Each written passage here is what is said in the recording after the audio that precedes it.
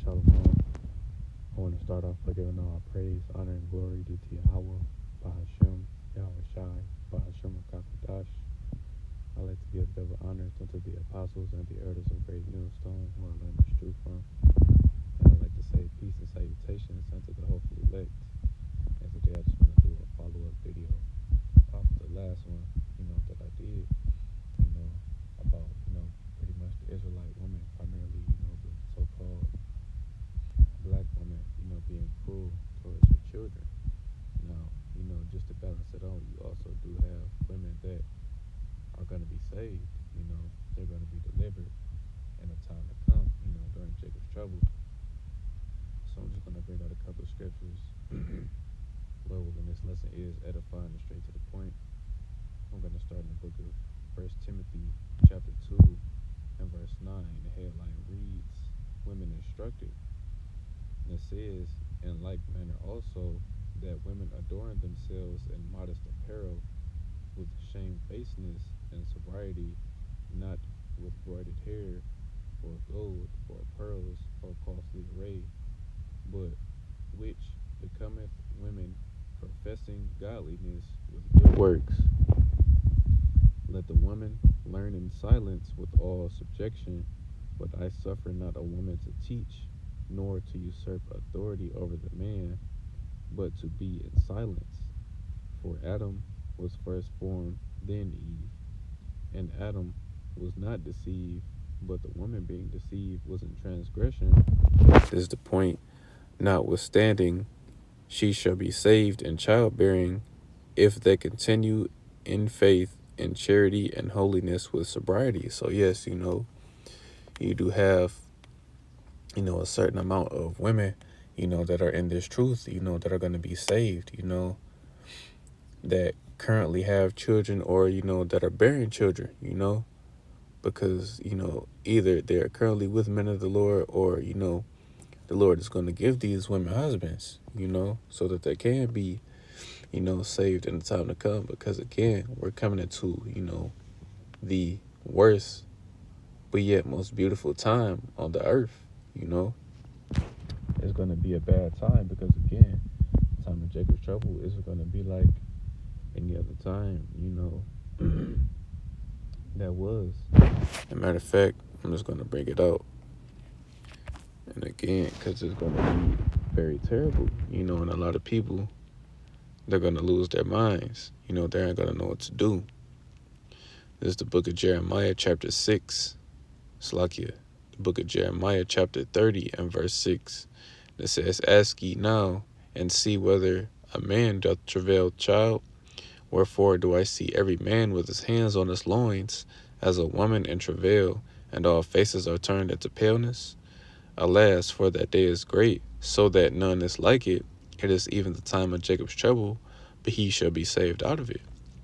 And yes, it's going to be so bad that, men, they're pretty much going to be like women, when they're in labor, when they're giving birth, holding on to their stomachs, because that's how terrible it's going to be. Even these so-called mighty men, they're going to be like women in that day, and that's how bad it's going to be. But it's going to be so bad that even the archangel Michael is going to have to step in to help on behalf of the children of Israel. And again, just a side note, that that's going to be saved out of it, that's the elect, that's the elect of the nation of Israel, because only the elect are going to be saved from this trouble.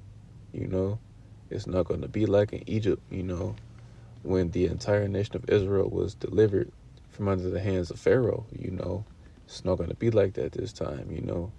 The Lord preserved a remnant, his elect, out of the nation of Israel, and 2/3 of his people are going to be cut off and die, because of their wickedness.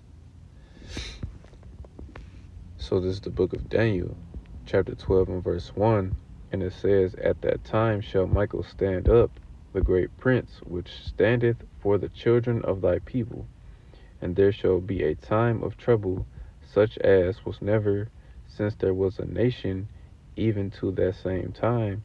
And at that time thy people shall be delivered, every one that should be found written in the book. And yeah, that book, the book of life, you know, because only those that are written are going to be those that be saved. Now, again, still have to stress that there are certain members of the elect that are gonna be put to death, that are gonna be beheaded, for resisting, the mark of the beast, which is the RFID, C hip.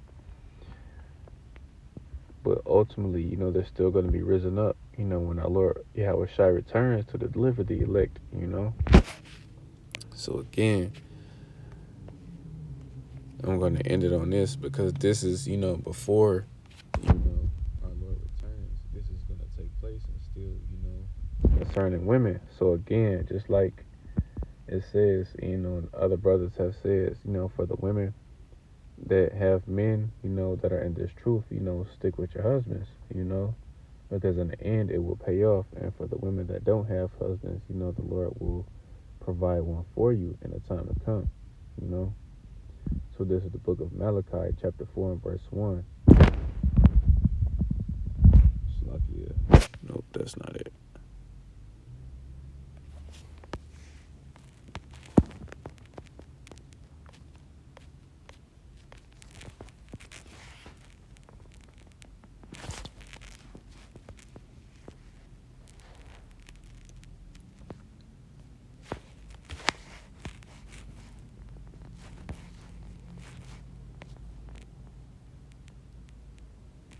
Slakia. Isaiah chapter 4 verse 1. And it says, in that day 7 women shall take hold of one man, saying, we will eat our own bread and wear our own apparel.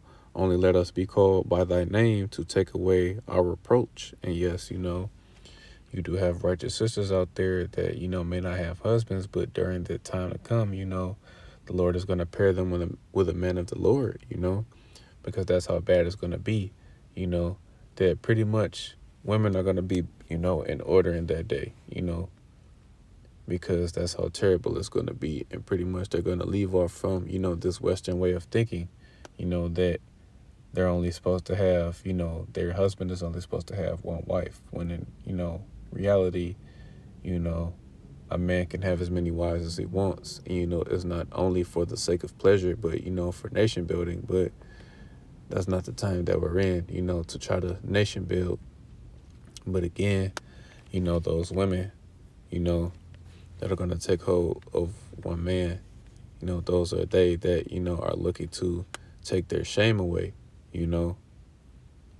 so that they may have a chance of being delivered, So, Lord willing, this lesson was edifying. I want to give all praise, honor, and glory due to Yahweh, Bahashem, Yahweh Shai, Bahashem Rakakwadash.